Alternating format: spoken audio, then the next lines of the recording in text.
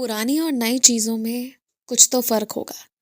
कुछ बात, कुछ खुशबू, कुछ एहसास पुरानी यादों की होगी पुरानी चीज़ों में, पर कुछ नयापन, कुछ ताज़ा, कुछ नई उम्मीदें और कुछ नई संभावनाएँ होंगी नई चीज़ों में।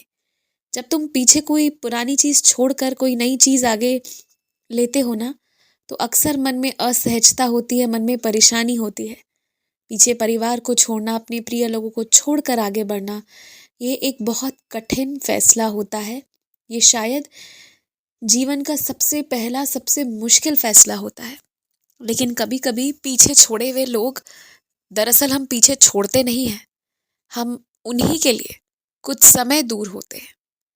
बस ये बात मन में रखो, तुम्हारा जो फैसला है, विदेश जाना, बाहर जाकर पढ़ना, ये किसी भी तरीके से गलत नहीं है। लेकिन अगर तुम्हारी मर्ज़ी है, तुम चाहते हो कि हाँ, तुम उस तरह की पढ़ाई करो, उस तरह की डिग्री पाओ, तो तुम ज़रूर जाओ। पर अगर ये फैसला सिर्फ इसलिए ले रहे हो क्योंकि इसके अलावा कुछ करने को नहीं है, तो हाँ, एक बार इस पर विचार करो।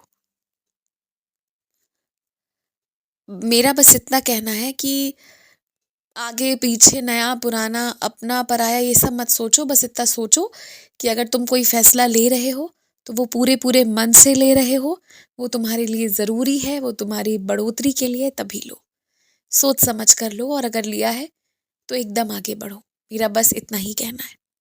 इस हफ्ते तुम्हारे बहुत बड़े बड़े कुछ काम होंगे, तुम्हारे घर के जुड़े हुए।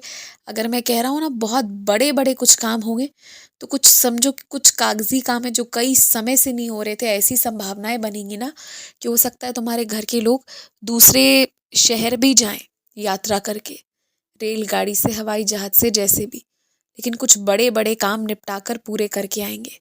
ऐसी कुछ संभावनाएं बन रही हैं, और खुशी भी रहेगी तुम सबको कि हाँ, चलो मेरा काम हो गया।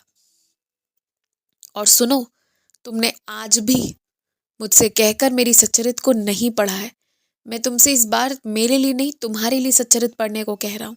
तुम पढ़ कर देखो, सिर्फ एक अध्याय, जो खुल जाए वही खोल कर पढ़ो। मैं तुम्हें माफ़ भी करूँगा तुम्हारी गलतियों के लिए। और तुम्हारे बिगड़े हुए काम जब बनते हुए तुम्हें दिखेंगे, तो संभवतः तुम्हारे मन में जो भी सवाल है ना, वो दूर हो जाएंगे कि क्यों मैंने बार बार तुमसे सच्चरित पढ़ने को कहा है।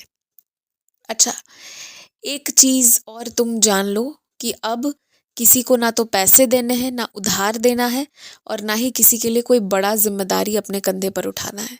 अभी आराम से रहना है, और बस अभी अपने जीवन को आगे बढ़ाना है।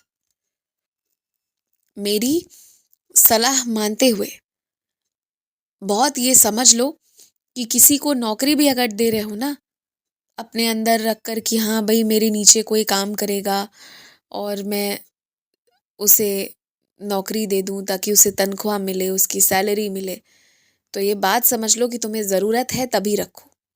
अगर और भी लोग हैं जो तुम्हारे नीचे हैं, तुम्हारे काम कर रहे हैं, तुम्हें ज़रूरत नहीं है, तो उपकार करने के लिए अभी ये काम मत करो।